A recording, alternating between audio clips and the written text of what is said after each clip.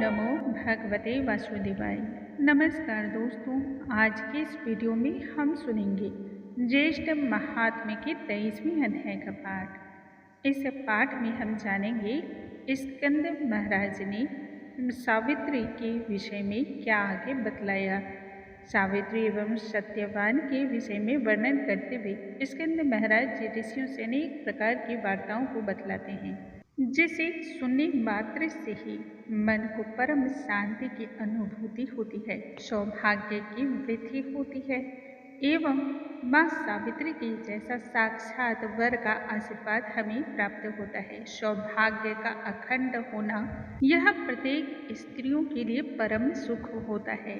आइए भगवान श्री हरि का ध्यान करते हुए आज के इस महात्म्य को हम आरंभ करते हैं। बोलो भगवान श्री हरि की जय, स्वामी नारायण की जय।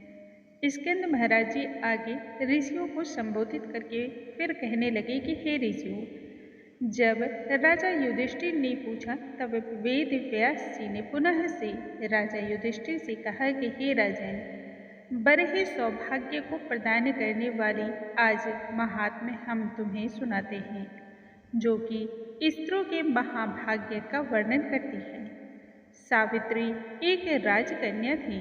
उसने समस्त प्रकार की इच्छित वस्तुओं को प्राप्त किया। जो भी इस महात्म्य का श्रवण करता है उसे अति ही आनंद की प्राप्ति होती है, पुण्य की वृद्धि होती है एवं सांसारिक सभी सुख प्राप्त होते हैं।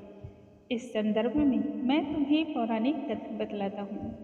भद्र देश में परम धार्मिक एक राजा राज्य किया करता था, जिसका नाम अश्वपति था।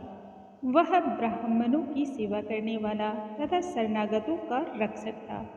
बड़ा ही जितेंद्रिय, दानवीर, सूरवीर एवं देशवासियों का हित चाहने वाला था। राजा अश्वपति सदा ही देशवासियों एवं प्रजाओं के हित की बातें ही चिंतन करता रहता था। वह जब वृद्धा अवस्था को होने को हुआ तब भी उसे संतान रत्न की प्राप्ति नहीं हुई। राजा अश्वपति ने संतान रत्न की प्राप्ति हेतु अनेक प्रकार के यज्ञ और महायज्ञ संपन्न कराए। उन्होंने ब्रह्मचर्य के तहत सभी नियमों का पालन भी किया एवं 1,00,000 आहुति के द्वारा सावित्री मंत्र के द्वारा यज्ञ को पूर्ण किया। इस तरह से नियम का पालन करते करते राजा अश्वपति को विवाह के 18 वर्ष व्यतीत हो गए। 18 वर्ष पूर्ण होने के उपरांत सावित्री देवी एक दिन राजा की तपस्या से प्रसन्न हो गई। जब राजा अश्वपति हवन कर रहे थे तब उसी हवन कुंड से सावित्री देवी का प्राकट्य हुआ। देवी ने राजा को दर्शन दिए। राजा अश्वपति को वर देने के लिए वह कहने लगी, हे राजन, तुम्हारे ब्रह्मचर्य, शुद्धता, पवित्रता, नियम, संयमता एवं समर्पण भक्ति भाव को देख करके मैं बहुत ही प्रसन्न हूँ। इसलिए तुम इच्छित वर आज मुझसे मांग लो। इस संदर्भ में तब राजा अश्वपति कहने लगे, हे देवी, मैंने धर्म प्राप्ति की इच्छा से एवं संतान की कामना हेतु ही यह उत्तम यज्ञ को संपन्न किया है। यदि आप मुझसे प्रसन्न हैं तब मुझे संतान का सुख दें। राजा अश्वपति देवी को पुनः से कहते हैं, हे देवी, ब्राह्मणों ने सदा ही कहा है संतान होना ही श्रेष्ठ धर्म है, अतः मुझे बस इतना सा वर चाहिए।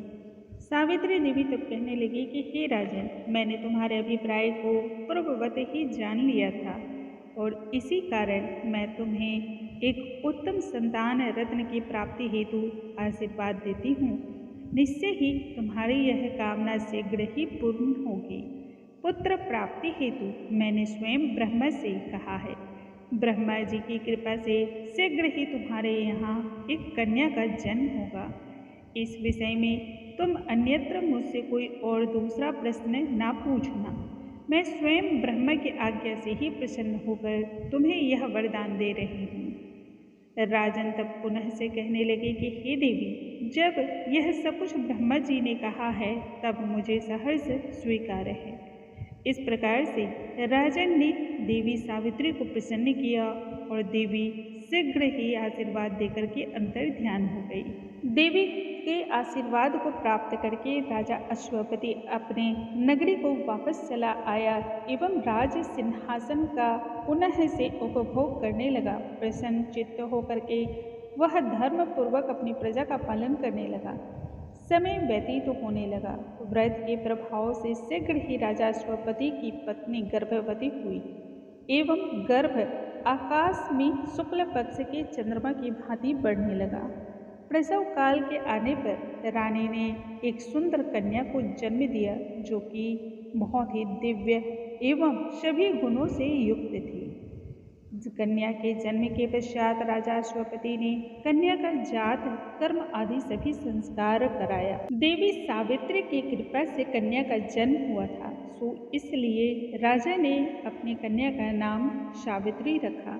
वह कन्या साक्षात लक्ष्मी के समान थी एवं शुक्ल पक्ष के चंद्रमा की भांति वह राजन के घर में बड़ी होने लगी। सावित्री स्वर्णमयी प्रतिमा के समान दिखलाई देती थी। उसकी आभा से संपूर्ण दिशाएं उद्भासित हो रही थी। धीरे धीरे सावित्री बड़ी हो गई और विवाह के योग्य हुई। लोगों ने उसे देखते हुए निश्चय किया कि राजा को साक्षात देव कन्या प्राप्त हुई है। कमल नयनों के समान उस कन्या का तेज दिन पर दिन बढ़ता जा रहा था। उसके समान दूसरा कोई अन्य वर दिखलाई नहीं दे रहा था, इसलिए किसी ने भी उसे विवाह का प्रस्ताव नहीं दिया। कन्या अपने मन की संपूर्ण बातों को अपने पिता राजा अश्वपति से कहती है। राजा से वह हाथ जोड़ करके खड़ी होकर के संपूर्ण बातों से अवगत कराती है। उस देव स्वरूपनी कन्या को देख करके राजा सोचने लगे, मेरी कन्या का वरण कौन करेगा, क्योंकि कन्या इतनी तेजस्वी, गुणवान और अति ही रूपवती थी। कन्या के समान दूसरा कोई अन्य वर नहीं दिखलाई दे रहा था। ऐसे में राजा अश्वपति ने दुखी होकर के अपनी कन्या से कहा कि हे पुत्री, तुम्हारे विवाह का समय आ चुका है, परंतु अभी तक किसी ने भी प्रस्ताव नहीं रखा है। इसलिए संभव हो सके तो अपने गुणों के समान ही अपने पति की तलाश तुम स्वयं करो। तुम जैसा पति चाहती हो वैसा ही वरण करो, जिससे समाज में तथा देवताओं की निगाह में निंदा न हो। कन्या को योग वर की तलाश में सहायता के लिए राजा अश्वपति ने अपने मंत्रियों से भी कहा कि कन्या के साथ तुम सभी जाओ। कन्या ने पिता की बातों को सुनते हुए लज्जित होकर के पिता के चरणों में नमस्कार किया और बिना विचारे ही पिता की आज्ञा का अनुसरण करने हेतु वह चल पड़ी। वह अपने वृद्ध मंत्रियों के साथ सबसे पहले पहुंची ऋषियों के तपोवन में। वहाँ जितने भी साधु, संत एवं दिव्य ऋषिगण थे, सभी को प्रणाम करके वह भूमंडल के अनेक तीर्थ स्थलों में गई। वहाँ जाकर योग्य वर की वह तलाश करने लगी। योग्य वर की तलाश में सावित्री वन वन भटकने लगी। इस प्रकार से समय व्यतीत होता चला गया और बहुत समय निकल गए। बोलो भगवान श्री हरि की जय, स्वामी नारायण की जय। दोस्तों, आज के इस वीडियो में हमने सुना ज्येष्ठ महात्म्य के 23वें अध्याय का पाठ। कल के वीडियो में हम नई और आगे की कथाओं के साथ पुनः मिलेंगे। तब तक के लिए नमस्कार। हरे कृष्णा, राधे राधे।